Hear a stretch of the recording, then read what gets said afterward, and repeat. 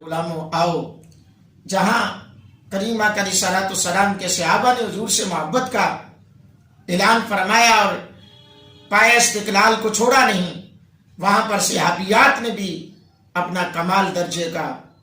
عشق پایا اور جذبہ ایمانی ظاہر فرمایا۔ جس طرح سب سے پہلے اسلام کے دامن رحمت سے وابستہ ہونے کا اور اعزاز خواتین میں سے حضرت سیدہ ام المومنین حضرت خدیجہ الکبریٰ رضی اللہ تعالیٰ عنہا کو حاصل ہوا، اسی طرح سب سے پہلے حق کی راہ میں، رائے حق میں جان کا نذرانہ پیش کرنے کی سعادت بھی ایک خاتون کو حاصل ہوئی، جن کا نام حضرت سیدہ سمیہ رضی اللہ تعالیٰ عنہا ہے۔ آپ حضرت عمار رضی اللہ تعالیٰ عنہ کی والدہ ماجدہ تھیں، جنہوں نے ناموس مصطفیٰ صلی اللہ علیہ وآلہ وسلم کے تحفظ کے لیے اپنی جان کی قربانی کی پرواہ نہ کی۔ اسلام قبول کرنے کے ساتھ ہی ان کے جذبہ ایمانی کو طرح طرح سے آزمایا گیا، طرح طرح کی تکلیفیں دی گئیں، طرح طرح سے آزمایا گیا، لیکن جان کا خوف بھی ان کے جذبہ ایمان کو شکست نہ دے سکا۔ روایات کے اندر موجود ہے کہ انہیں گرم کنکریوں پر لٹایا جاتا، لوہے کی گرم زرہ پہنا دی جاتی اور طور پر دھوپ میں کھڑا کر دیا جاتا، لیکن تشنا لبوں پر محبت مصطفیٰ صلی اللہ علیہ وآلہ وسلم کے پھول کھلا کرتے تھے۔ اور حضرات گرامی، عورت بڑی نازک ہوتی ہے، یہ ہم بھی جانتے ہیں، آپ بھی جانتے ہیں، کائنات جانتی ہے، عورت بڑی نازک ہوتی ہے، لیکن اس تحفظ ناموس مصطفیٰ کی بات آ جائے تو میں اپنی ماں بہنوں کو بھی یہ دعوت فکر دوں گا کہ اپنے بچوں کو حضور کی محبت کا درس دیں، حضور کی محبت کا پیغام دیں، حضور کی ناموس کی اہمیت بتائیں کہ حضور کی ناموس کی اہمیت کیا، حضور کی شان کیا ہے۔ عورت نازک ہوتی ہے، ذرا سی ٹھیس پر ٹوٹ جاتی ہے، ریزہ ریزہ ہو جاتی ہے، لیکن حضرت سمیہ رضی اللہ تعالیٰ عنہا ایمان کا حصار بن گئیں۔ اور روایات کے اندر یہ بھی آتا ہے کہ ابو جہل نے ان کے جسم کے نازک حصے پر برچھا مارا، جس سے وہ شہید ہوگی، اور یہ اسلام کی پہلی شہید خاتون تھیں، اسلام کی پہلی شہید خاتون تھیں جن کو ہجرت سے پہلے شہید کر دیا گیا۔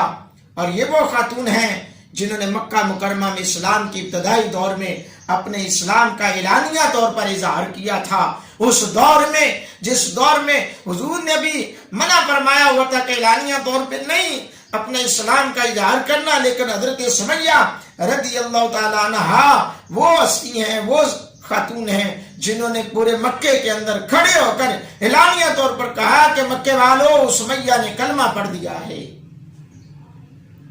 اللہ اکبر۔ میرے کریمہ کا رسالۃ السلام کے غلاموں، ام عمار حضرت سمیہ رضی اللہ تعالیٰ عنہا کو بنی مغیرہ نے اسلام لانے کی وجہ سے بے شمار تکلیفیں پہنچائی، مگر اس نے اقرار اسلام کے سوا ہر چیز کا انکار کیا۔ بڑی اذیتیں دی گئیں کہ اسلام کو چھوڑ دو، کیا ان کا جرم تھا؟ ان کا جرم فقط ایک ہی تھا کہ وہ پڑھتی تھی لا الہ الا اللہ محمد الرسول اللہ۔ وہ کہہ رہی تھی انہیں جانا بس انہیں مانا،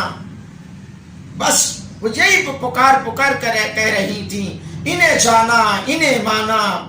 سزائیں دیتے تھے، وہ تکلیفیں دیتے تھے، وہ مارتے تھے، وہ گرم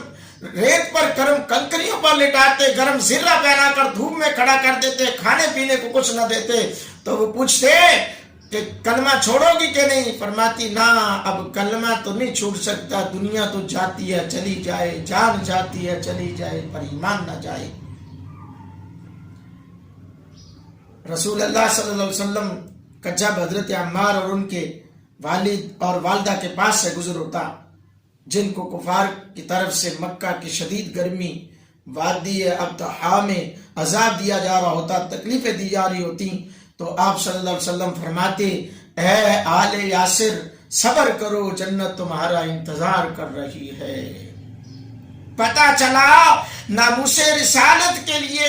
اگر کوئی تکلیف ہوتی ہے اس پر صبر کرنے کا حکم میرے کریم آقا علیہ الصلوۃ والسلام نے عطا فرمایا ہے، اور صبر کرنے کے بدلے میں اللہ کے نبی نے فرمایا کہ جنت ملتی ہے۔ حضور کی محبت میں، حضور کی چاہت میں، حضور کی عقیدت میں جنت ملتی ہے۔ اگر چاہتے ہو کہ جنت مل جائے تو پھر حضور کی ناموس کے پہرے دار بن جاؤ، حضور کی چاہت کے پہرے دار بن جاؤ، رسول اللہ صلی اللہ علیہ وسلم سے محبت کرنے والے بن جاؤ، کیونکہ یہی ایمان ہے، یہی اسلام ہے۔ آئیے ایک اور خاتون کی بات کرتا ہوں۔ مورخین بیان کرتے ہیں کہ غزوہ احد میں یہ خبر جنگل کی طرح، جنگل کی آگ کی طرح پھیل گئی کہ حضور نبی پاک صلی اللہ علیہ وسلم کو معاذ اللہ شہید کر دیا گیا ہے۔ اس خبر کا سننا تھا کہ مدینے میں ہر طرف کوہرام مچ گیا۔ اہل مدینہ شہر سے باہر نکل آئے، ان میں قبیلہ انصار کی ایک خاتون حضرت ہند بنت حزام رضی اللہ تعالیٰ عنہا بھی تھیں، جن کا بھائی بھی اسی جنگ میں موجود تھا، جن کا باپ بھی خامد بھی حضور علیہ الصلوۃ والسلام کے ساتھ غزوہ احد میں شریک ہوئے، اور وہ تمام کے تمام شہید ہو گئے۔ جب اس خاتون سے کوئی صحابی ملتا اور مدینے اور احد کے اور مدینے کے راستے میں وہ چل پڑی، اور صحابہ کرام رضوان اللہ تعالی مجمعین واپس آ رہے تھے، تو جب بھی کوئی ایک صحابی ملتا تو وہ اطلاع دیتا کہ تیرا باپ وہاں شہید ہو گیا، اور کوئی اس کے خامد کی شہادت کا تذکرہ کرتا تو کوئی بھائی کی شہادت کی خبر دیتا۔ وہ عظیم خاتون سن کر کہتی، یہ بات نہ کرو، مجھے بتلاؤ میرے محبوب کیسے ہیں، میرے کریم آقا علیہ الصلوۃ والسلام کیسے ہیں۔ رسول اللہ صلی اللہ علیہ وسلم کے غلاموں وہ جو بھی ملتا اس سے یہی پوچھتی کہ حضور کیسے ہیں، تو صحابہ کرام نے جواب دیا، الحمدللہ آپ صلی اللہ علیہ وسلم اسی طرح خیریت سے ہیں جس طرح تو پسند کرتی ہے۔